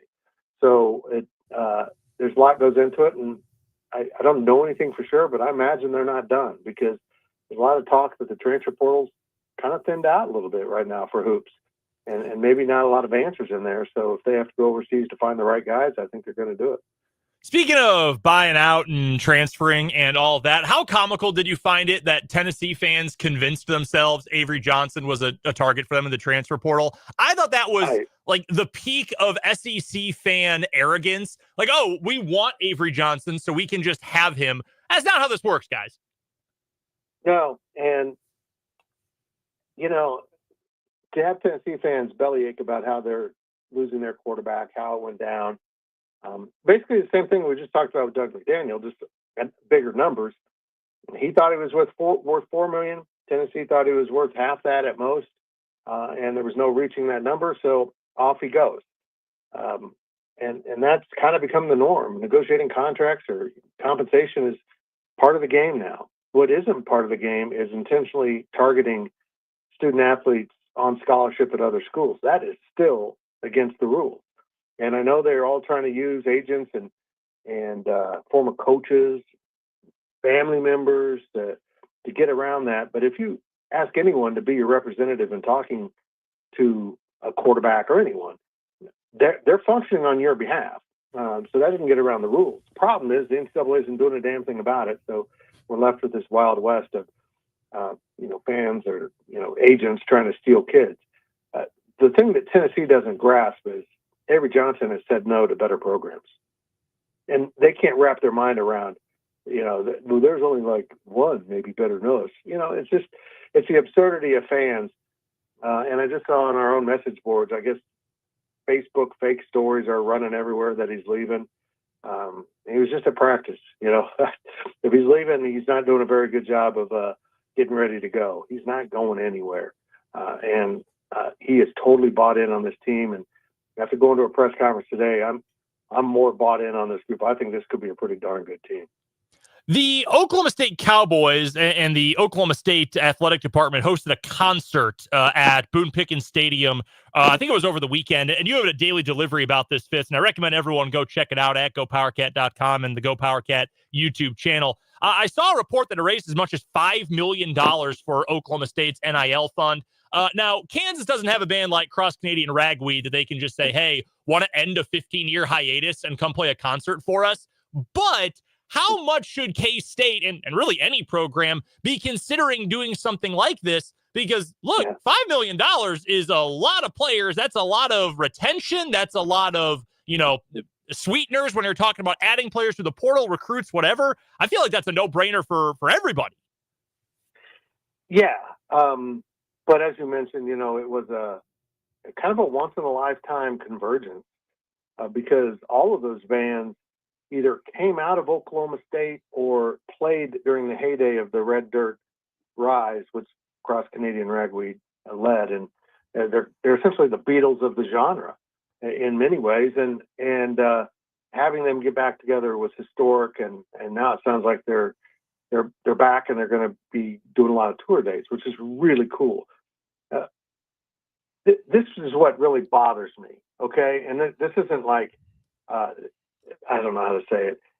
Why does Oklahoma State have this incredible tradition, but 200 miles north, Kansas State has no musical tradition? I mean, let's not forget Oklahoma State has Garth Brooks, too. And you also go back and, just recently you've got Wyatt Flores. Granted, he grew up in the area. It was a student for 2 weeks, but he probably played a lot of Stillwater bars and now is going on national tour with Jelly Roll. It's just amazing the music culture they have. So they have a huge advantage. But if you could generate $1 million with a 2-day festival or something, I think it's worth looking at. And I think I know Gene Taylor's at least doing preliminary checkups on this to see if it's feasible for Kansas State to do. He's long thought that their facilities could be put to better use. And honestly, if you wanted to do something really grand, just think about it. You've got a football stadium, a basketball arena, a volleyball arena that's, for smaller venue, and a baseball stadium for another outdoor venue, all connected to the same parking lot. you have a lot of flexibility and a lot of things that you could do that are really cool in that summertime period. With a music festival in Manhattan, there's going to be a new one out at Tuttle Creek, but K-State, I think, is going to really strongly look at doing something and probably just start off with a concert, see how it goes, get your feet under you, and go from there. But it's a cool concept. Every athletic department needs money right now because of this rev share. And, that $5 million sounds like a lot, but that's only about 25% of what they need per year at Oklahoma State, like Kansas State, to pay the rev share. So it's going to be a lot of outside of entrepreneurship, I think, for athletic directors in the future. Last one for you, Fitz. We got about a minute here. Offensive assistant coaches spoke to the media today at K-State spring practice, the media availability. What was the most interesting thing you heard today? It was interesting talking to Matt Wells, now the offense coordinator, but I asked him for a comp on Avery, and he couldn't really nail one. He had a couple guys, and one you could probably guess, but he says he's kind of his own guy. He's had running quarterbacks that might be a little more nifty at the line of scrimmage, but not as fast as Avery. And you got a throwing quarterback in Jordan Love who can wing it all over the place and has continued to grow and blossom in the NFL. And he said, we've seen Avery take some big steps forward. I thought that was interesting. And the other interesting thing for me, Dan, was everyone's talking about the receivers in a way that I really haven't encountered at Kansas State in a very long time. They're fired up about these 3 transfers they brought in. They feel like 2 of them are going to be high-level players on the field, almost every snap kind of guys. And it's been a long time since I feel like K-State's had a really good receiver room. And if they can get there, it's kind of been the weak spot of this team. And if they solve that, it's going to be a pretty good team. Tim Fitzgerald covers K-State at GoPowerCat.com, part of the 24/7 Sports Network, and joins us every Wednesday here on the show for the Wildcat Wrap-up. Fitz, it's always a pleasure. We'll do it again next week. Hey, boys. That is Tim Fitzgerald. We'll step aside for a timeout, come back, wrap up this 4 o'clock hour, 580 Sports Talk.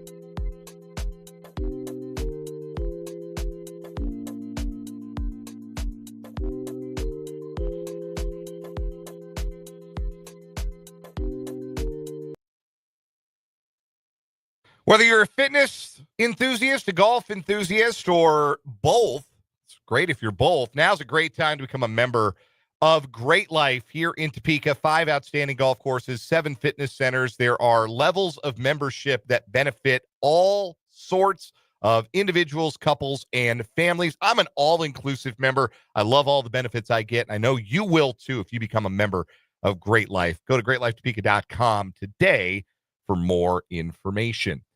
This is where I part company with everyone. I'm going to go do swimming lessons again with my 10-month-old today. You teaching him? No. Can you swim? A little. Okay. I can stay afloat. I know how to tread water.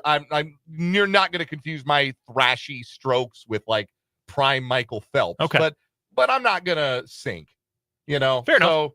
And Asher had a lot of fun on Monday. I got to go on Monday and he had a blast. So that's what we like to hear. Yeah, he's splashing around and it's fun when they start doing that stuff. We were talking, you and I, that your daughter's now in this splash in the tub, right? Oh yeah. Yeah, that's a lot of fun. It also means that I have started doing bath time shirtless. Yeah, sounds about right. Yeah, I'm in the splash zone when it's my night to bathe Asher. But now we're gonna go out to a swimming lesson. So I am out of here for the final half hour of the show today. Brendan's got you the rest of the way with some 580 Sports Talk headlines, including a playoff roundup, as we conclude the show at 5:30 to get out of the way for Royals baseball. So stick around with Brendan for one more half hour of 580 Sports Talk here on WIBW.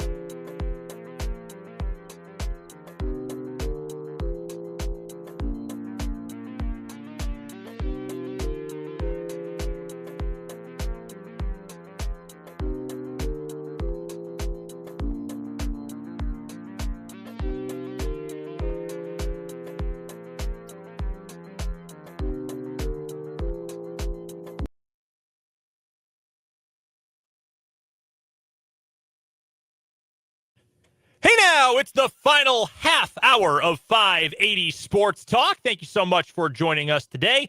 I'm Brendan Dworzinski. I guess for this final half hour, you're just joining me. Dan is off for some quality family time the rest of the day. He'll be back tomorrow. Full crew together tomorrow, although only a 2-hour show. Yeah, that's right. We're off even earlier tomorrow as the Royals continue their Eastern time zone swing. Tonight, that means coverage of Royals baseball from the Royals Radio Network begins at the bottom of this hour, 5:30 start time, as the Royals play their final game of their set against the New York Yankees. Your Royals your starting pitching matchup, I should say, for today's game between the Royals and the Yankees. Chris Bubich going for the Yalls. It'll be Clark Schmidt going for the Yankees. Schmidt making his season debut. Good pitcher. Really good player. Chris Bubich, he has been really good to start the year so far. Again, 5:30 pregame start time, 6:05 first pitch. And you'll be able to listen to the game just like you listen to every Royals game and have been able to since all the way back for first pitch of 1969, or in 1969. You can find it right here on 580 WIBW. I wanted to find the betting line for this game tonight. The Royals are the underdogs, unsurprisingly, plus 135. So if you think the Royals can snap the losing skid and can take down the Yankees, salvage one game in the 3-game set, put down $100, make 135 if they win. Or if you don't want to put down $100 on one single baseball game in April, $10 to win you $13.50. Something's better than nothing. Am I right? So that's coming up tonight. Again, pregame coverage starts at 5:30 here on 580 WIBW. We've got our 580 Sports Talk headlines to get to here in just a second. We are also going to get you a final word today before we send you out for Royals baseball. But first things first, ladies and gentlemen, we have to get to our 5 o'clock hour. Choose your trip keyword. That's right. Head to our website, 580WIBW.com. Find the link that says choose your trip. It's right under the video of the show. You obviously can find it on the 580 Sports Talk YouTube, but we put it on the website every day as well. Right below that video, you will see the link to the Choose Your Trip contest. The following word is usable. It is your active keyword just through the end of the 5 o'clock hour. So from right this second through 5:59 and 59 seconds, you can enter this keyword and be entered for a chance to win the Alpha Media Choose Your Trip contest. Your word for the 5 o'clock hour is island. ISLAND.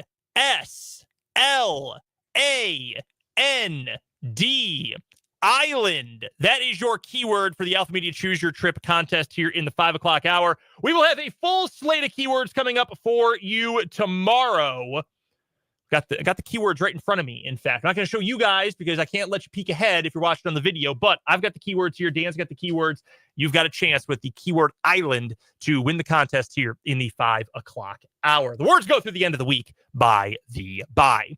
All right, let's get to it. Our 580 Sports Talk headlines for today. We're going to start with one that just broke a few minutes ago. In fact, 12 minutes ago, 13, excuse me. Ashton McGee, if you don't know that name, he was one of the early commitments to next year's K-State men's basketball class. Well, he has reopened his recruitment, posted on social media just a little bit ago. I would like to thank Kansas State University and the coaching staff for recruiting me. However, through much prayer and conversations with the ones closest to me, I have decided to reopen my recruitment. So a couple of thoughts here. This, based on recruiting pedigree, this is what we call a program guy. His other offers, 6'7", small forward from Ellisville, Mississippi. And it was actually this year's class, not next year's class, but this year's class, recruiting-wise for K-State. He had exactly one high major offer. That was Kansas State. Other offer, Ole Miss actually has recruited him as well. He is a down deep South guy. Other programs include Georgia Southern, Bethune-Cookman, Georgia State, New Orleans, Nichols, Southern Miss, Stetson, USF, not exactly basketball powerhouses. So on one hand, you could say, all right, we're probably not losing a ton by virtue of him not coming to Kansas State. And I think that's totally fair to say.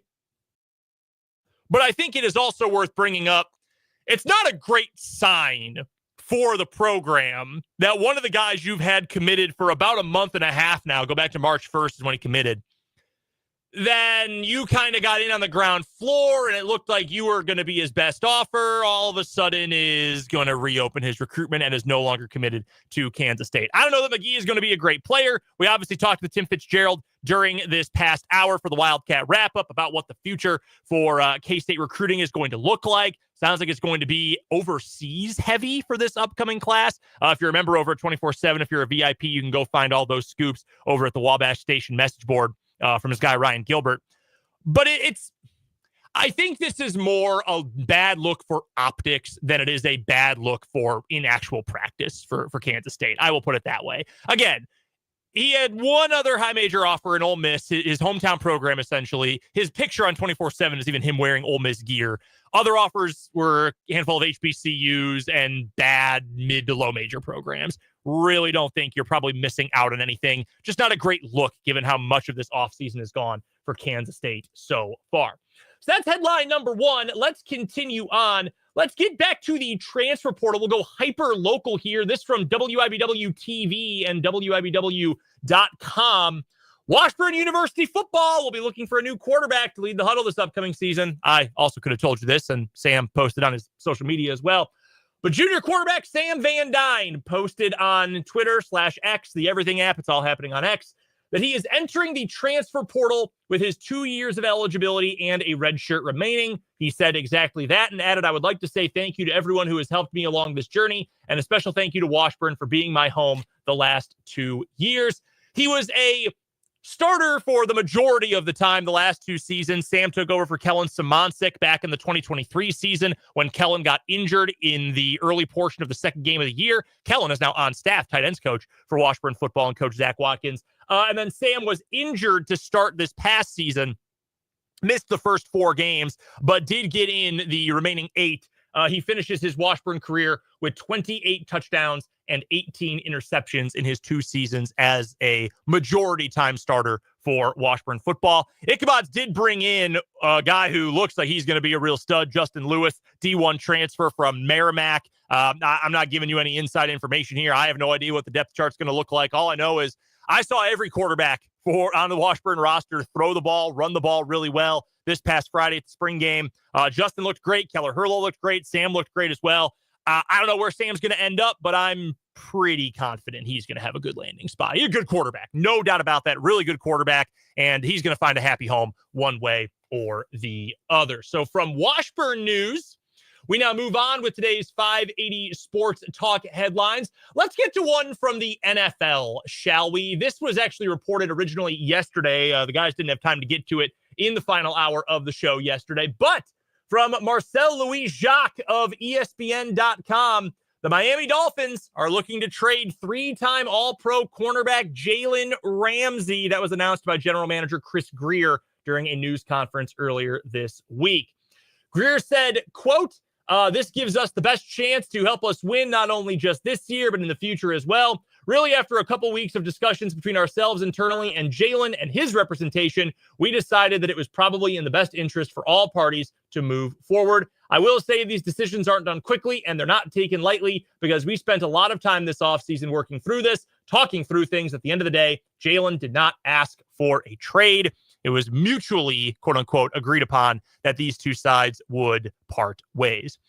The funniest thing about this to me, and I'm sure some of you guys, especially if you're a longtime listener of 580 Sports Talk, you will remember the days. We're going back 2018, 2019, into 2020. Anytime there was a well-known cornerback name on the market, what were we leading 580 Sports Talk with? What were we going to make sure we got on the show? Go and get better cornerback play. Remember the white whale, Patrick Peterson? He just retired the other day with the Arizona Cardinals. He was the white whale for a while when the Chiefs really needed some help at cornerback and in their defensive secondary regardless. And now it turns out that Brett Veach is a mastermind when it comes to finding especially undervalued cornerbacks and safeties late in the NFL draft. It's why everybody and their mother believes that the Chiefs are going to draft a cornerback in the 7th round with one of their 3 picks or a safety, some sort of defensive back in the NFL draft coming up next week. This would have been lead the show stuff for 580 Sports Talk at the time. At this point, Jalen Ramsey's just kind of okay. I don't really know that he is a superstar player anymore. He's good. He's a useful player, but he's lost a step. And when corners lose a step, well, they frankly lose a whole lot more, because you know who's not going to lose a step? Fast wide receivers on the other team, who teams are just churning out like crazy. Even when you look at this year's NFL draft, where there's not this unbelievable, no doubt prospect. I'm not counting Travis Hunter, because he's probably going to play both ways to some degree for his NFL team. But outside of him, there's not a Marvin Harrison Jr. There's not somebody like that. You know, Jerry Jeudy was that guy at a time. I know his NFL career hasn't quite panned out, but somebody who's just this can't miss wide receiver prospect outside of Travis Hunter. Teams are finding these guys all over the place with speed, with the ability to separate, great hands, all of that. And if you lose a step as a cornerback, you know what that turns into? 2 steps, and then 3 steps, and then a touchdown for the other team beating you over the top for a 41-yard score. Like, that's kind of what it turns into for Jalen Ramsey. I don't think he's a number 1 anymore. Like, maybe if you say, hey, I would love to see him as Chiefs CB2, I'm good with Christian Fulton, to be completely honest with you. After the year Fulton had last year, yeah, I'm going to stick with Christian Fulton there. Chiefs are not going to be interested in this, but I do think it is interesting. What we have not heard from the Miami Dolphins, though, is if there is any interest in trading Tyreek Hill, who, you may have heard this the other day here on this program, had the police called on him at his home last week for a domestic disturbance. No charges were filed or anything like that. The 911 call, kind of scary. Don't love that. Look, I'm not telling you anything you don't know. Tyreek Hill, not a great guy. I think that his track record has indicated that. Tremendous football player, maybe a Hall of Fame football player. Not exactly a great guy off the field. I'm putting that extremely lightly, you know, for the hyperbolic effect. I don't know why Miami wouldn't try to move him, especially after all of his antics. Remember at the end of the season when he was saying that he's out of here, he enjoyed his time in Miami, but he's moving on, then had to have a statement where he said, no, I love being in Miami, I'm not going anywhere, yada, yada. He throws up the deuces, the peace sign emoji on his social media all the time. I don't know why Miami, if you're not going to try to just tear the entire, like, if you're going to trade Jalen Ramsey and you haven't really had all that great of a plan the entire offseason, why not try to move Tyreek Hill and get some draft capital back? That's one thing that I really just don't understand about what they're doing. Jason, our local Miami Dolphins fan from the 580 Sports Talk YouTube, says, I'm done with Hill as the resident Dolphins fan. Also, Ramsey leaving my oceanic mammals hurts considering we don't have any other guys. Yeah, man, it's they're going to stink. Jason, my apologies to you. I just don't know what that team's going to do. Their line is still bad. Receiver core, who knows what's going to happen with Tyreek Hill. Their defense is getting worse. I don't know that Mike McDaniel is the guy. I like him. I like his philosophy. I don't know that it's going to work with him. The AFC East is a fascinating division because I feel like you can squint and say, yeah, like if you come up with any sort of number of reasons, this team could be better than the Bills. You know, the Dolphins have had this high-powered offense. The Patriots have Drake May now. The Jets have that elite defense. I think the Bills are going to run away with that division again. We'll get to that obviously more later on in the spring and summer and certainly after the draft. But yeah, not looking great for Miami right now. Let's continue on with today's 580 Sports Talk headlines. We got to this with Tim Fitzgerald last hour, but I want to bring it up as well and give you my thoughts on it. Cross Canadian Ragweed. Band from Oklahoma. They had not played a concert in 15 years. They broke up in 2010. And they came together. They reunited this past weekend and played a concert at Boone Pickens Stadium at Oklahoma State. It was one of the biggest concerts in the red dirt genre ever. Tim Fitzgerald, who again, we talked to, huge fan of that genre of country music. He was telling us all about it last hour. If you missed any of that, you can check out the podcast on Spotify or our website. But they're a band from Stillwater. They haven't played in 15 years. They're incredibly popular in this part / that part of the country. It was a unique thing that Oklahoma State was able to set up. And allegedly, according to a report from multiple sources here, it generated upwards of $5 million for Oklahoma State's NIL fund. Now, that's a lot of money. And again, a unique thing, a band that hasn't been around in a long time, kind of a cult favorite, super popular, don't know when it'll happen again. Obviously, they're going to sell a lot of tickets, concessions, merchandise, all of that. And Oklahoma State is going to bring in a pretty penny. But I'm in firm agreement with Tim Fitzgerald that I think every athletic department, this goes for K-State, this goes for KU, this goes for Wichita State, this goes for everybody at this level. when you've got this revenue sharing in place now, and when you've also got the NIL numbers that are out there and how one is going to transition into the other here in the next couple of weeks, next couple of months, that is still to be determined. We got one more NIL story to get to here in just a second, in fact. But having that much extra dough on hand is incredibly important. It is going to be incredibly important going forward. And Fitz was right. The revenue sharing amount is going to be upwards, I think, of $22 million per school that opted into the House settlement. Some going to active players, some going to past players of recent vintage, etc.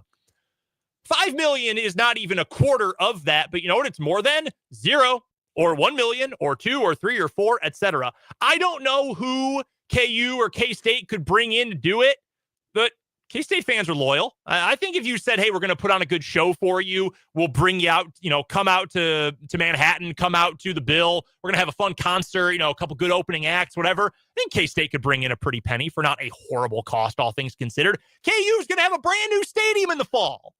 It's going to be playing in the brand new booth this fall. You want to talk about the entertainment district and everything else that's going in there on 9th Street in Lawrence. It would be a great way to kind of christen that. And I'm not saying you can turn it around here in a couple of weeks, couple of months before football starts.